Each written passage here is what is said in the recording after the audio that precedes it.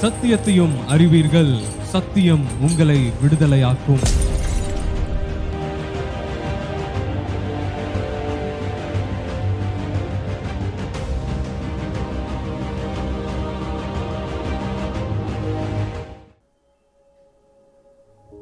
வல்லமையின் தேவனும் வரங்களின் மன்னவரும் தம்முடைய வாழ்க்கையை நமக்கு பூமியிலே வாழ்ந்து காண்பித்து நம்முடைய வாழ்க்கையை அதற்கு ஒப்பாக மாற்ற வேண்டும், மறுமாக்க வேண்டும் என்ற ஒரு தரிசனத்தையும் அதற்கான அபிஷேகத்தையும் கிருபையும் நமக்கு தருகிறமாகிய நம்முடைய தேவாதி தேவனுடைய பிரசன்னத்திலிருந்து அன்பு ஆண்டவர் இயேசு கிறிஸ்துவின் நாமத்தில் உங்கள் அன்போடு வாழ்த்தி, உங்கள் வாழ்க்கை விடுதலின் மூலமாய் வருகிற வெற்றிக்குரிய வளர்ச்சிக்குரிய கனி கொடுக்கிற பிரகாசிக்கிற ஒரு பாதையில் எழுப்பப்பட கர்த்தர் கிருபை கொடுப்பாராக என்று சொல்லி உங்களை உற்சாகப்படுத்தி, நாம் இந்த பூமியில் வாழுகிற பொழுது ரட்சிக்கப்பட்டிருக்கிறோம் என்ற அந்த காரியத்தில் இருக்கிற உங்களுக்கு சொல்லுகிறேன்.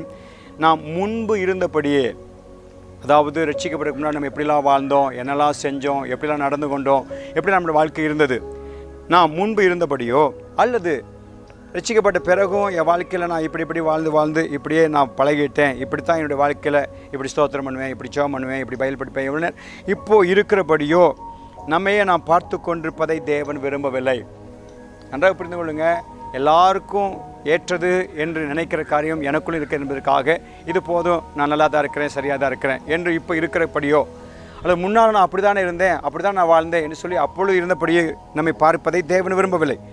நம்முடைய பழைய சாயலை நாம் ஏற்றுக்கொள்வதை இனியும் நாம் விரும்பக்கூடாது. நமக்குள்ளே அந்த விருப்பம் வேண்டாம். அந்த பழைய அப்படின்ற காரியம் வந்தாலே அது முழுக்க கெட்டுப்போன ஒன்று, அது தூக்கி எறியப்பட்டு தூரமாக்கப்பட வேண்டிய ஒன்று என்பதை நாம் அறிந்துவிட வேண்டும். இயேசுவினுடைய முகத்திற்குள்ளே நாம் பார்க்க அந்த காரியத்தை அப்படியே நம்முடைய பிரதிபலிப்பாக நாம் கொண்டு வர வேண்டும் என்பதையும் அதை நாம் காண வேண்டும் என்றும் அவர் விரும்புகிறார்.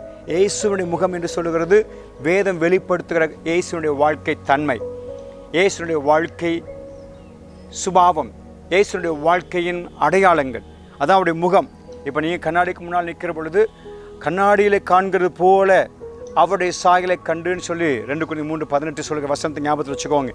அப்போது இயேசு கிறிஸ்துனுடைய முகத்தை, அவருடைய முகத்தின் சாயலை, அதில் காணப்படுகிற கனிவு, இரக்கம், பணிவு, தரிசனம், தேவ திட்டத்தை நிறைவேற்றுதல், யாருக்கும் தீமைக்கு ஒத்துப்போகாத ஒரு வாழ்க்கை, தீமையோடு எதிர்த்து நிற்கிற காரியம், சாத்தானுக்கு சவால் விட்டு கட்டளையிட்டு துரத்துகிற காரியம், இதெல்லாம் இயேசுனுடைய முகத்தில் நாம் பார்க்கிற காரியம். அதை நாம் பார்த்து அதை நம்முடைய பிரதிபலிப்பாக கொண்டு வர வேண்டும் என்பதை நாம் விரும்ப வேண்டும் என்று கர்த்தர் விரும்புகிறார்.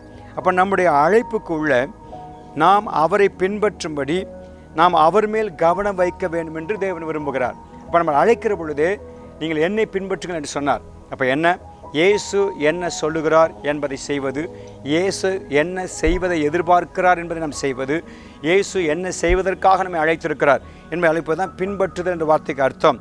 அப்போது நம்முடைய கவனமெல்லாம் இயேசுவாகவே இருக்க வேண்டும், இயேசுவின் மேலே தான் இருக்க வேண்டும். அதனால் தாவீது சொல்கிறாரு, எப்பொழுதும் அவரை என் கண் முன்னால் வைத்து நான் நோக்கி கண்டிருக்கிறபடினாலே இந்த உலக காரியங்களாலே நான் அசைக்கப்படுவதில்லை, சாத்தானால் வருகிற காரியங்கள் என்னை அசைக்க முடிவதில்லை, நான் அந்த அசைத்தலுக்குள்ளே போய் விழுந்து போவது இல்லை என்று சொல்ல முடிந்தது.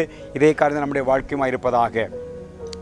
ஒவ்வொரு நாளும் எங்களை நன்மையான பாதையிலே, நீதியான பாதையிலே, நித்திய ஜீவனுக்குரிய பாதை நடத்துவதற்கென்ற கிருபையை கொடுத்து எங்களை உயிர்ப்பித்து நடத்துகிறவரே, பலப்படுத்தி ஊக்கப்படுத்துகிறவரே, இந்த நாட்களை நாங்கள் பழைய அந்த காரியத்திலேயே நிலைத்திருப்பதையோ இப்பொழுது இருக்கிற காரியத்திலேயே திருப்தி அடைந்து இது போதும் என்ற காரியத்தை தொடர்வதே அல்ல, இயேசுவுக்குள், இயேசுனுடைய முக சாயலுக்குள் நாங்கள் பார்த்து அவரை பின்பற்றி பிரதிபலிக்கிற காரியத்தில் எழும்பிட ஒவ்வொரு நாளும் எங்களை நடத்தும். அதுக்கு தடையான காரியங்களை உடைக்கப்படட்டும். அதை நாங்கள் மனம் திரும்புவதன் மூலமாகவும் பொல்லாத ஆவியுடைய வஞ்சகங்களுடைய காரியங்களுக்குமான அந்த ஆவிகளை துரத்தி விடுதலை அனுபவிக்கிற மூலமாக பலப்பட உதவி செய்திடலும். இயேசுவின் நாமத்தில் செபிக்கிற நல்ல தகப்பனே, ஆமேன். God bless you.